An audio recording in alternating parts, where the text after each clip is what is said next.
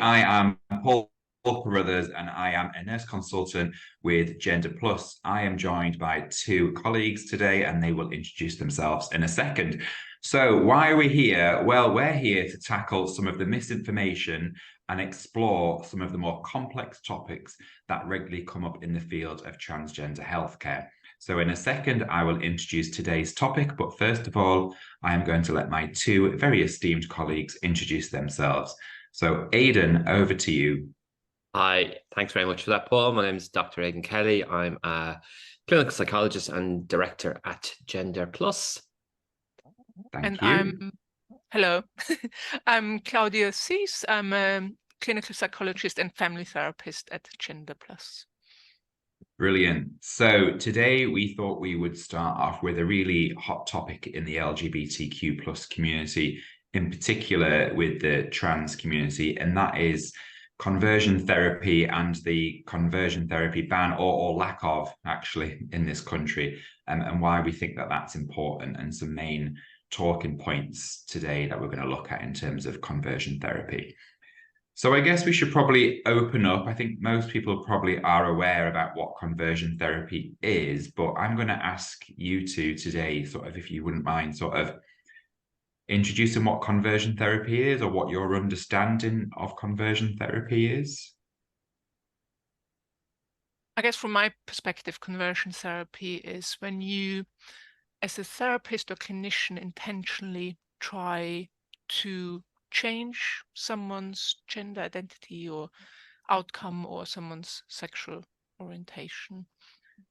Is that what you think, Aidan? Or Yeah. I think that's, I guess when there's a particular outcome in mind, and I think rather than usually in therapy, we're kind of open to exploring and seeing where things land. But I think conversion therapy is when you're particularly, you have a fixed outcome in mind. And yeah, sadly, that has been a practice that has kind of, I guess, historically been around, but it's becoming less frequent now, but still not, isn't totally gone, I'm afraid.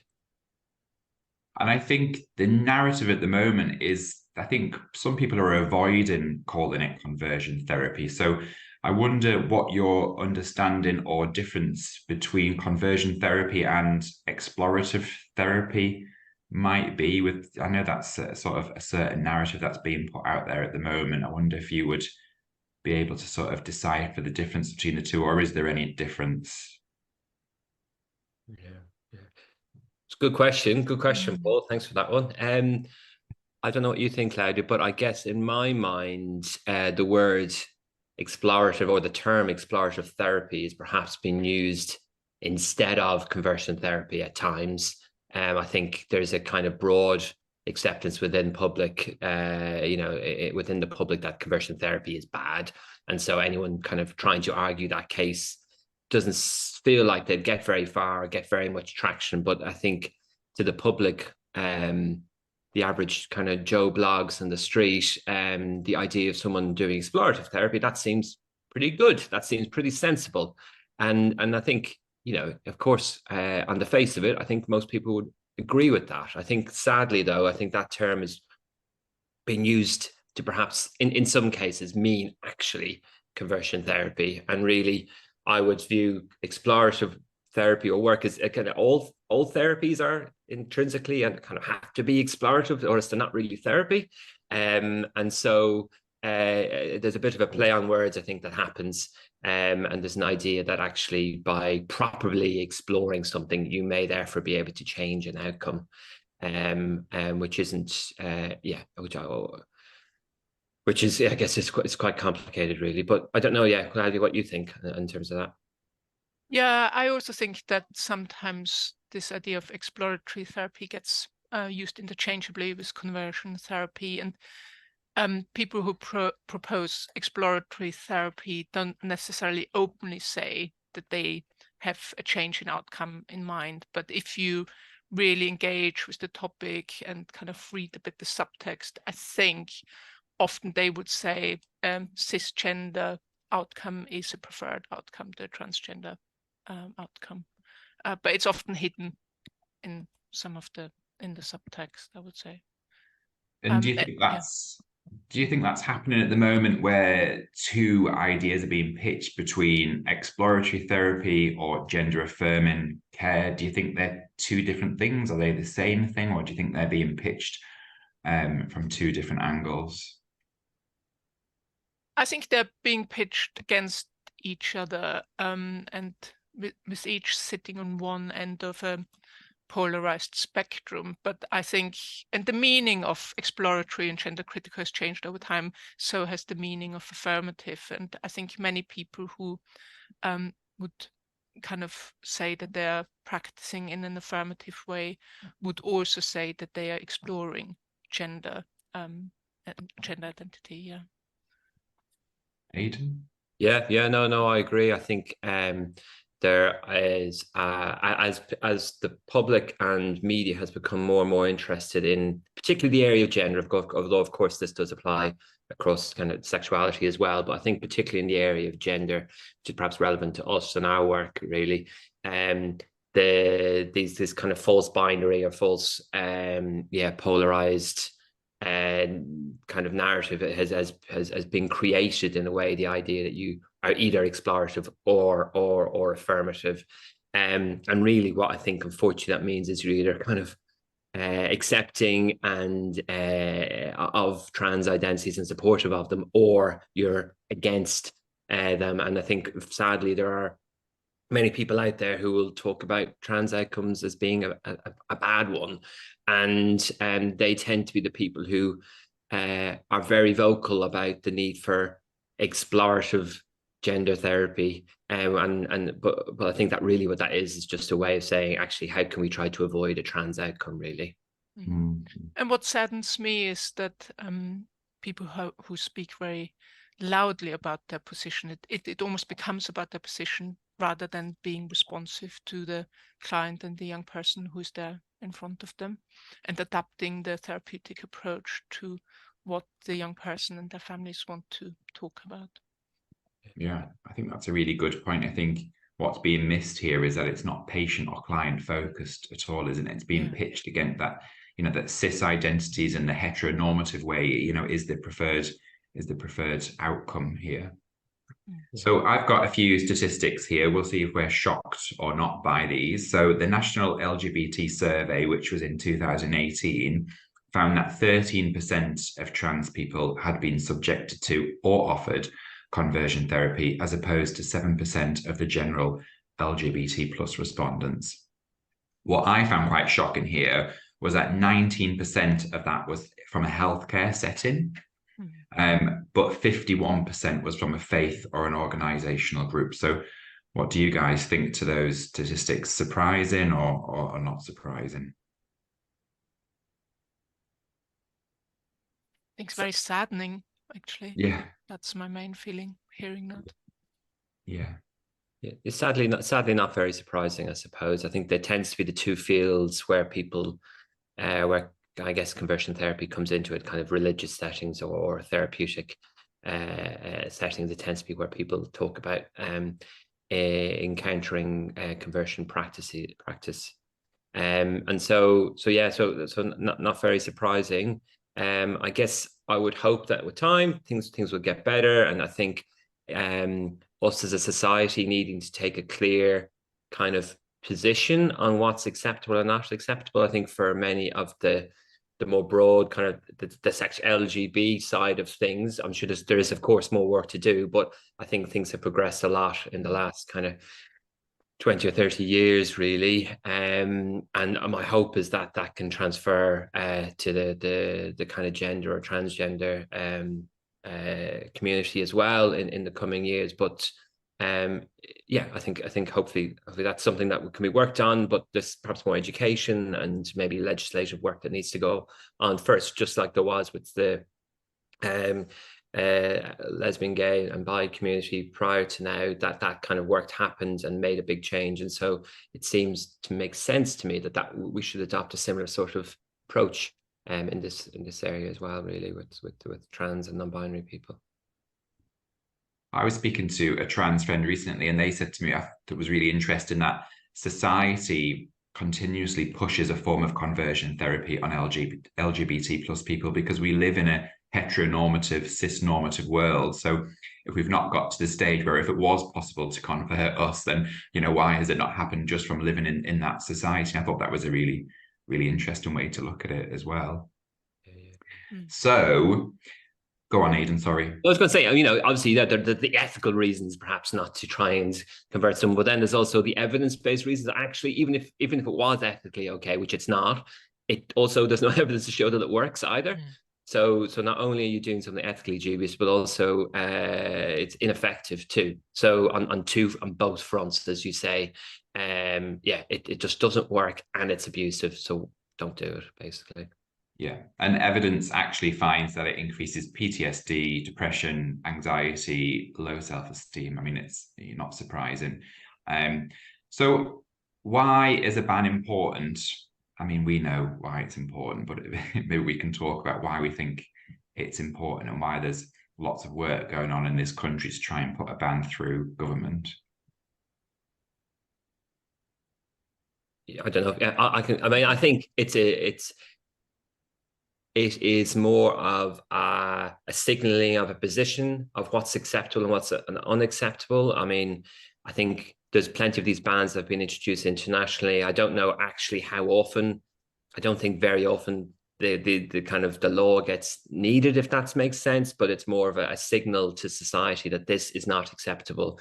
And with the memorandum of understanding for a conversion therapy ban, which most of the big kind of talking therapies, psychological therapies organizations are signatories on, and as are we, it will bring in line their kind of professional bodies and regulations to kind of implement and see through or see out those kind of the need for the clinicians practicing within those organizations to also practice in line with that kind of conversion therapy ban really too. So I think there's the trickle down effect, I suppose, is huge. I think the occurrence of people actually being brought to courts or the legislative work the legislation actually being enacted will probably be quite small, but the ramifications more broadly will be actually incredibly important, I think.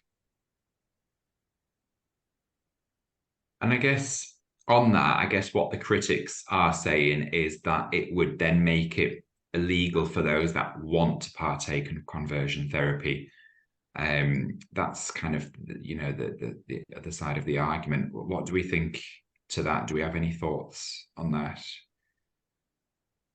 I think it's fair enough for it to be illegal if you want to practice conversion therapy. I think some people are worried that you wouldn't be able to explore, for example, gender identity in particular.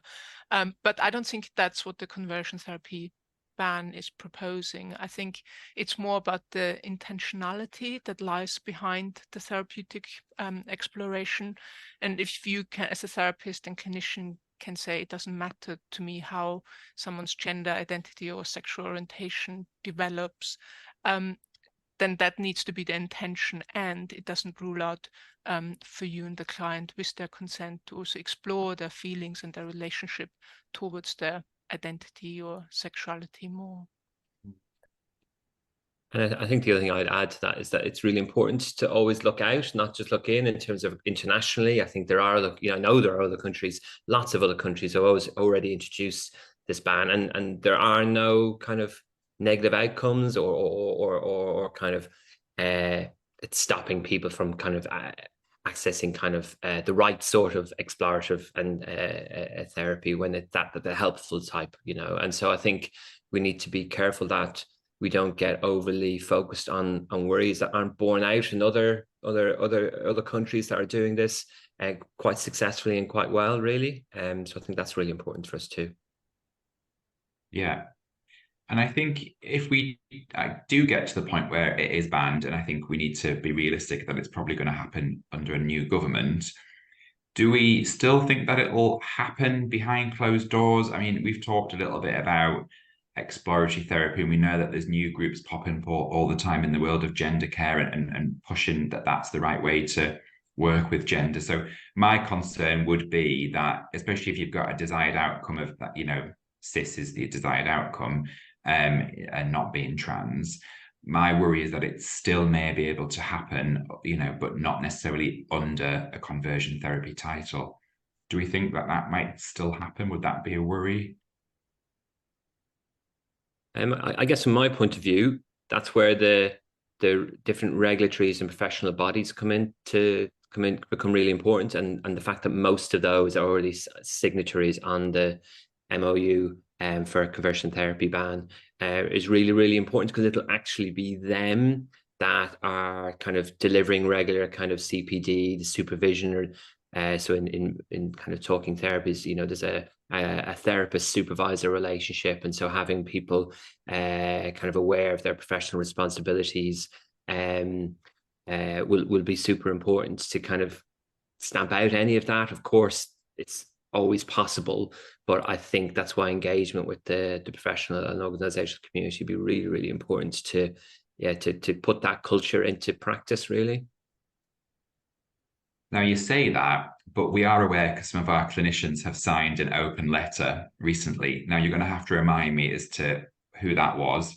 And if you wouldn't mind just telling our listeners who that was and why we've signed an open letter and what the open letter was about, if we can maybe just summarize that, if you'd be happy to. Well, I guess it was in relation to the UKCP, which regulates psychotherapists or some forms of psychotherapy. And I think they have written a position statement a few weeks ago, basically saying it's okay for a therapist to hold gender critical beliefs. So that's the brief summary of it. And then there are a few therapists who, and some of them who are gender diverse or trans themselves, have gathered to respond in an open letter. So that's the Therapist Against Conversion Therapy, and really challenging that position statement, and in essence kind of saying this is really unethical, and really proposing affirmative practice, including exploration. And it has so far had over 750 signatures. That was the latest I've seen.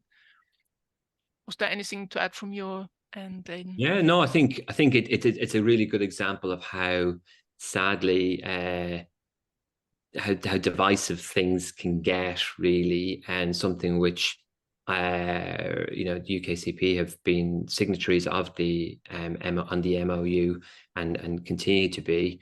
But I guess as sadly things get drawn out and dragged out, as long as they have been, with the government, you know, not putting into practice this legislation, and even though announced, I think, over 5 years ago. And so the longer this gets drawn out, the more things like this can happen, really.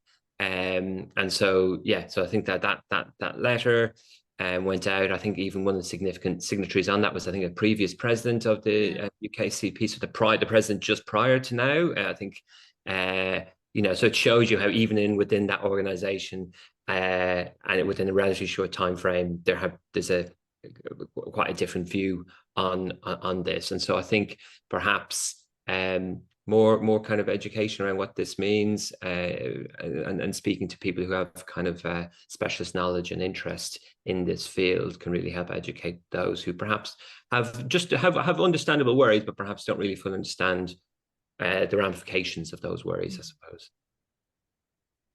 Yeah, brilliant. Thank you. So I think it's safe to say that we fully support a conversion therapy ban, and we continue to work with agencies and stakeholders to support that. And we just need to hope that maybe it might go through in the current government, but if not, the next government, hopefully we'll be able to work with them if needed to get this through. Have you got anything else you'd like to say on the subject? That's it from me. No. Okay, thank you. You have been listening to the team at Gender Plus. You can find out more about us at www.genderplus.com. Join us next time where we discuss the next hot topic.